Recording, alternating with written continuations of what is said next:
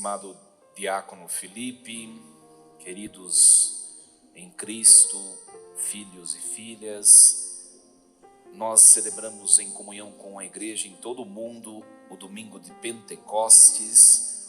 Com esta solenidade nós encerramos este tempo litúrgico, o mais importante de todo o ano litúrgico, que é o tempo da Páscoa. Hoje nos despedimos do Círio Pascal, que retornará para ao lado da pia batismal e será utilizado nos sacramentos do batismo, da crisma. O círio é a imagem do Cristo ressuscitado que nos acompanhou nesse mistério tão bonito desse tempo, o mistério da ressurreição do Senhor. O Jesus que subiu aos céus, agora no mundo, não é mais presente de maneira personificada como pessoa, mas agora entregou o Espírito Santo, derramou sobre a igreja para que a sua presença seja espiritual e também na matéria apreciada pela igreja por meio do sacramento da Eucaristia sobremaneira. Para entendermos o Pentecostes, nós precisamos entender o significado desse mistério na vida da igreja e também na vida do antigo povo Israel. Quando falamos de Pentecostes ou do Espírito Santo, o Espírito Santo, que é a terceira pessoa da Trindade, que nos possibilita experimentarmos a Deus. Quando falamos de Deus, nós falamos de monte. Na Bíblia, o monte é o lugar da experiência de Deus. Então hoje a liturgia nos leva a refletir sobre 3 montes. O primeiro monte, lá no livro do Êxodo, que é o Monte Sinai. Tudo começou lá no Egito. O povo estava sofrendo a escravidão e Deus se sensibiliza com o povo, suscita um servo, Moisés, que vai conduzir o povo na libertação da escravidão. E o povo, pelas mãos de Moisés, guiado por Moisés, ele foge do Egito, aquela passagem tão conhecida do Êxodo, do capítulo 14 em diante, o povo que passa por meio do Mar Vermelho a pé enxuto, e depois os egípcios são submergidos e o povo se torna livre. A passagem da escravidão do Egito para a liberdade da terra prometida. Depois de passar o Mar Vermelho, tem um deserto, para ser percorrido até chegarem na terra que Deus tinha prometido a eles, Canaã. Eles começam a caminhar nesse deserto e 7 semanas depois de saírem do Egito, ou seja, 49 dias mais 50 dias depois, eles chegam diante do Monte Sinai. É o primeiro monte da liturgia de hoje, o Monte Sinai. E eles vão fazer uma experiência chamada teofânica, portentosa, milagrosa de Deus. Essa experiência no Monte Sinai, pela presença de Moisés, que conduz o povo, está no livro do Êxodo, no capítulo 19. Gostaria de ler um trechinho desse texto para a gente entender o que foi o Pentecostes no Antigo Testamento. Na manhã do 3º dia houve um estrondo de trovões e relâmpagos. Uma espessa nuvem cobria a montanha e o som da trombeta soou com força. Toda a multidão que estava no acampamento tremia. Moisés levou o povo para fora do acampamento ao encontro de Deus e pararam ao pé do monte. Todo o Monte Sinai fumegava, porque o Senhor tinha descido sobre ele no meio das chamas, e o fumo que subia do monte era como fumaça de uma fornalha, e toda a montanha tremia com violência. Parece que nós percebemos que o livro dos Atos dos Apóstolos, é como que nós ouvimos a primeira leitura, o Pentecostes do Novo Testamento na verdade, uma releitura do Pentecostes do Antigo Testamento. Quando o povo lá no Antigo Testamento, com Moisés, chega diante do Sinai, eles fazem a mesma experiência que séculos depois os apóstolos e os demais discípulos farão, quando o Espírito Santo desce. O barulho, a ventania, o fogo, né? Os sinais que são sinais próprios do Espírito, né? E o que acontece no Monte Sinai? Moisés sobe no monte e Deus entrega o que a Moisés? Olha, 50 dias depois da fuga do Egito, entrega as 2 tábuas da lei, né? Inscritas nelas os 10 mandamentos. O dedo de Deus inscreveu os mandamentos nas tábuas da lei. E hoje nós já sabemos pela revelação que o dedo de Deus que escreveu os mandamentos nas 2 tábuas é o Espírito Santo, né? Agora, desse monte Sinai, que é o monte da lei inscrita em tábuas, agora nós passamos séculos depois para um outro monte do Novo Testamento, que é o Monte Jerusalém, a montanha Jerusalém. Olha só, eles viveram a experiência também da Páscoa, né? Se a gente for no livro do Levítico, capítulo 23, né? Lá estão elencadas diversas festas judaicas, dentre elas a Páscoa e o Pentecostes. Só que no Antigo Testamento, como eu acabei de rememorar, a Páscoa é a festa da saída do Egito, o Pentecostes é a festa das tábuas da lei. Já foi o Pentecostes também uma festa agrícola, mas hoje é a festa da lei. Existem outras festas judaicas no Antigo Testamento. E o cristianismo pegou 2 festas e também passou a celebrar, é claro que num outro aspecto, numa outra comemoração. E por quê? Porque o evento da paixão, crucifixão, morte, sepultamento e ressurreição de Jesus aconteceu exatamente na comemoração judaica da Páscoa. Então, a Páscoa, que era a libertação do Egito, né, uma comemoração da libertação do Egito, passou a ser, para nós cristãos, a comemoração da paixão, morte e ressurreição de Jesus, né? O Pentecostes, que era esses 50 dias de trajeto no deserto e a recepção das tábuas da lei para o Antigo Testamento, para nós passou a ser a festa do Espírito Santo. Por quê? Porque também foi na comemoração dessa festa judaica que aconteceu este evento que nós ouvimos hoje na primeira leitura, o Pentecostes. Então nós pegamos essas 2 festas e celebramos. A Páscoa e o Pentecostes estão vinculados a esses 2 eventos, né? Não se celebra um sem o outro, tá? O que é a Páscoa para nós, né? Hoje nós não mais subimos nem o Monte Sinai e nem o Monte Jerusalém, mas nós somos convidados a escalar o monte da experiência com Deus no altar.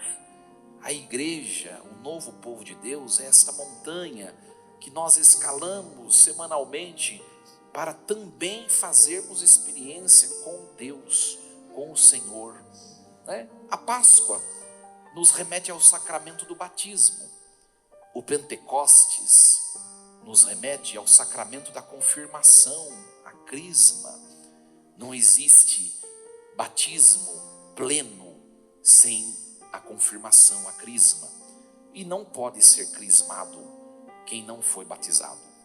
E olha, minha gente, tem muitos católicos que pararam pela metade, caminham na igreja e não têm todos os sacramentos da iniciação cristã, não são iniciados, né? É como que dar passos maiores do que as próprias pernas, né? Tem muita gente de longos anos de igreja que não tem o sacramento da confirmação ou da crisma, né? E a gente, na verdade, é uma falta de compreensão, tá? Mas padre, no batismo nós já nos recebemos o Espírito Santo? Sim ou não? E por que a crisma é necessária? O evangelho de hoje, a liturgia de hoje nos mostra a necessidade do sacramento do Espírito. Olha só, o evangelho de hoje, nós ouvimos esse evangelho no início do tempo da Páscoa, na missa da oitava da Páscoa, né? Ao anoitecer daquele dia, o primeiro da semana, estando fechadas as portas, porque os apóstolos estavam com medo dos judeus, Jesus ressuscitado entrou. E o que fez Jesus ressuscitado? Soprou sobre eles o Espírito Santo e disse: a quem perdoardes os pecados, eles serão perdoados, e a quem não os perdoardes, eles serão retidos. Mas aqui no dia da Páscoa, Jesus soprou o Espírito Santo. E 50 dias depois, esse mesmo Espírito Santo desceu novamente sobre os mesmos apóstolos. E não somente sobre eles, mas sobre todos os discípulos. Por que ainda se fez necessário o Pentecostes? Porque eles receberam o dom do Espírito, mas eles se mantiveram fechados no cenáculo, com medo, né? Covardes, no desânimo, indisponíveis ao mandato que Jesus deu. Semana passada celebramos a ascensão, e antes de subir aos céus, Jesus disse uma frase a eles: eu vou para o Pai, mas eu vou enviar o Paráclito. Ide a todo mundo e anunciai o Evangelho a toda criatura, batizai-os em nome do Pai, do Filho e do Espírito Santo. E o que os apóstolos fizeram? Voltaram para o cenáculo e continuaram trancados, né? Minha gente, aqueles que são detentores do Espírito de Deus, efetivamente, eles têm na sua vida as portas escancaradas, manifestando disponibilidade para ir ao mundo e anunciar o Evangelho. O medo, a covardia, o desânimo, a murmuração, a indisponibilidade não faz parte daqueles que detêm o dom do Espírito. Por isso o Espírito Santo precisa ser derramado de maneira perfeita sobre eles e plena. Não que não o tenha sido, mas os frutos não foram colhidos por completo, né? 50 dias depois desse evento, eles abrem as portas do cenáculo, que era o lugar onde eles estavam. Eles vão para o mesmo lugar, que é Jerusalém, né? E ali, estando reunidos no mesmo lugar, o Espírito Santo vem. Aí eles se despem do medo, da covardia, do desânimo, né? Da timidez. Eles se despem também, deixam de lado, né? A indisponibilidade. E aí eles se tomam de coragem. Se a gente ler os Atos dos Apóstolos, a gente vai ver que depois desse evento de Pentecostes, os apóstolos começaram a sair pregando o Evangelho. Eles estavam com medo antes disso, mas agora não. Agora eles enfrentam a vida, né? É claro que o cume dessa disposição e dessa coragem vai ser o martírio de todos eles, né? Só João que não vai ser martirizado, mas todos os outros vão ser martirizados, mas eles enfrentam com coragem. É o dom do Espírito. É muito bonito o mistério de Pentecostes, né? Chegou o dia de Pentecostes, eles estavam reunidos no mesmo lugar. E aí começou um barulho como se fosse uma ventania, né? E então apareceram línguas de fogo que se repartiram e pousaram sobre cada um deles. Olha a semelhança do texto dos Atos dos Apóstolos com o trechinho que eu li do Êxodo, que aconteceu lá no Monte Sinai. E o mesmo deve acontecer conosco, quando nós estamos reunidos diante do Senhor, diante do altar. Os nossos corações precisam se abrasar de desejo pelo Senhor. E quantas vezes nós nos aproximamos de Deus com o coração cheio de tibieza. As nossas preocupações lá fora, né, a pressa e tantas outras coisas que não nos permitem viver esse entusiasmo diante de Jesus ressuscitado, que se coloca diante do altar, né, e nos confere o dom do Espírito, né. Depois disso, o que acontece? Eles começam a falar a língua de todos que estavam lá.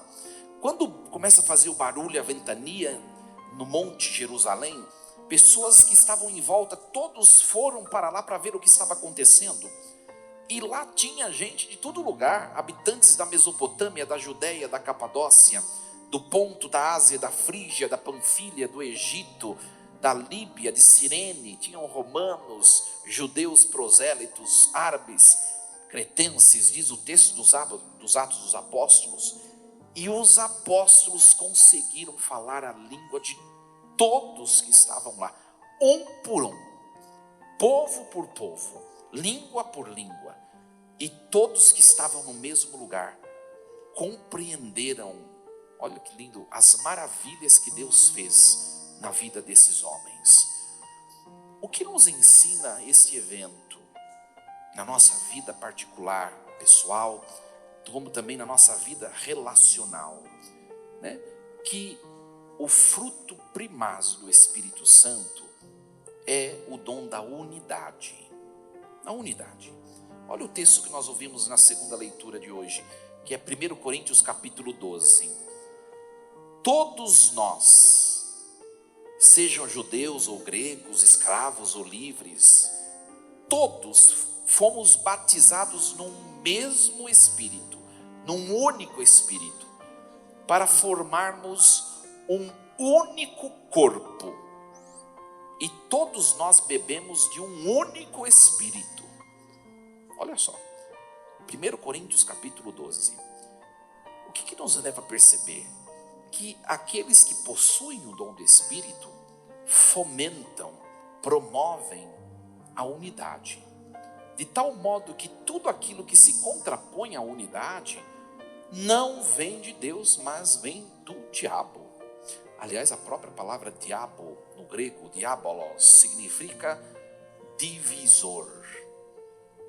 Para nós refletirmos nos nossos relacionamentos, na vida familiar, no casamento, na comunidade, no trabalho, nós promovemos a paz e a unidade? Ou nós sempre somos o princípio de confusão e de divisão? Se nós estamos dessa maneira, né, promotores daquilo que fraciona e divide, é porque o Espírito Santo que nós recebemos no batismo e na crisma está ofuscado em nossa alma. Quando estivermos diante de conflitos, nós temos que parar e invocar a presença do Espírito Santo, né? E olha, minha gente, conflito não é problema, confusão é, né? Diferença também não é problema, mas a intolerância é. E nós precisamos aprender hoje. E às vezes nós somos muito intolerantes. Queremos que os outros sejam o que nós queremos ser, né? Vai ficar querendo, não vai ser. Às vezes a gente olha, tem pais, por exemplo, que têm filhos, 3 filhos, ou às vezes até gêmeos, e um é diferente do outro, né? E não vai ser igual no temperamento, na personalidade. Por quê? Porque Deus congrega o diferente para se tornar a unidade. Esse que é a ação característica de Deus. Aliás, Deus é a diferença na unidade. O Pai não é o Filho não é o Pai, o Espírito não é o Pai, o Espírito não é o Filho, o Pai não é o Espírito, o Pai também não é o Filho não é o Espírito. Ou seja, as 3 pessoas da Trindade são distintas, mas congregam uma unidade perfeita. Por isso que sempre após o mistério de Pentecostes, a igreja celebra a festa da Santíssima Trindade para concluir esse mistério, né? E olha, o maior contra-testemunho do cristianismo no mundo é a divisão. Sabe por quê? Porque Jesus instituiu uma única igreja. Ele, como nos ensinou São Paulo, nós ouvimos no domingo passado, né, o texto bonito da semana passada, ele se colocou como cabeça do seu único corpo, que é a igreja, e nós somos os membros. Ora, uma cabeça tem uma multiplicidade de corpos? Não. Então é um contra-testemunho o que fizeram com a igreja. E dia após dia se multiplica denominações religiosas. Ontem saiu dados, né, expostos nos jornais, do IBGE, né, que o catolicismo parece que se equiparou ou está abaixo do protestantismo. Mas vai olhar quantas denominações religiosas protestantes existem? Um contra-testemunho, porque Jesus instituiu um único povo. E a gente fala, eu sou católico, então eu estou na igreja, a denominação que veio desde a origem. Tudo bem, mas a gente pode também promover divisões nos nossos relacionamentos. Quantas vezes, às vezes dentro da própria comunidade, uma pessoa não conversa com outra? É a mesma coisa. É a mesma coisa em grau inferior. Promove a divisão, as nossas antipatias, as nossas intolerâncias, né? As nossas perseguições e preconceitos não vêm de Deus. Não vem de Deus. Então o dom da unidade é um grande ensinamento desse mistério de Pentecostes. E esse mistério nos ensina também uma outra coisinha, um outro detalhe, que é a coragem, a disponibilidade. Os apóstolos que estavam trancados no cenáculo, que tinham recebido o Espírito, 50 dias depois eles saem, e agora eles se tornam corajosos, disponíveis, e vão obedecer a Deus anunciando o Evangelho. Aqueles que recebem o sacramento da crisma são convidados a também se tornarem apóstolos no mundo. E a gente vê na igreja muita gente que recebeu o sacramento da confirmação, mas que parece que não recebeu, indisponíveis a Deus. Sabe uma pastoral que é tão grande na nossa paróquia? Se chama Pastoral dos Sempre os Mesmos. É só olharmos aqui. E cadê a multidão de fiéis crismada que se colocou disponível para anunciar o Evangelho? Cadê? Sabe por quê?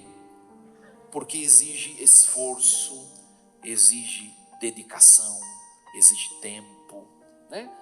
Pega, por exemplo, o Ministério de Música hoje, eles já tocaram na missa das 8h30 também, né?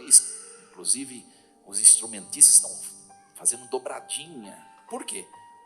Porque alguém que compõe a comunidade, que toca algum instrumento, não está disponível para ajudar, né?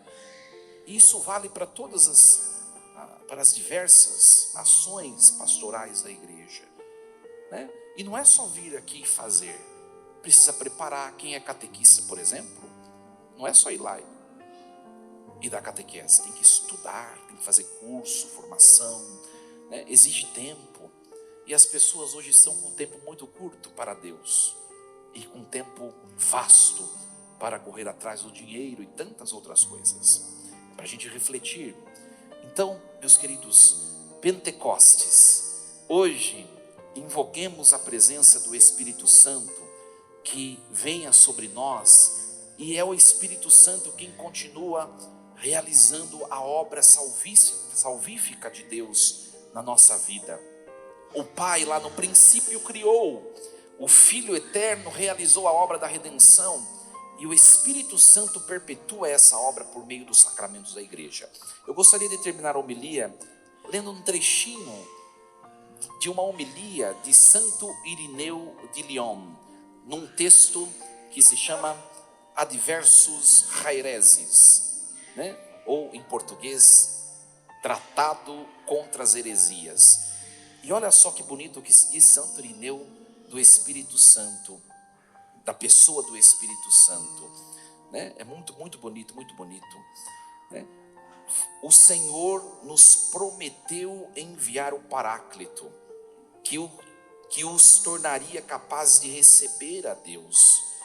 Assim como a farinha seca não pode sem água tornar-se massa e pão saboroso, nós também, que somos muitos, não poderíamos nos transformar num só corpo em Cristo sem a água que vem do céu, que é o Espírito. Assim como a terra árida não produz frutos se não for regada, também nós que éramos antes como uma árvore ressequida, jamais daríamos frutos de vida sem a chuva da graça enviada do alto. Hoje, invoquemos uma vez mais o dom do Espírito sobre nossos corações e sobre a vida daquelas pessoas por quem nós rezamos nesta missa. Que Deus nos ajude. Força e coragem, assim seja. Pensemos um pouco na liturgia de hoje.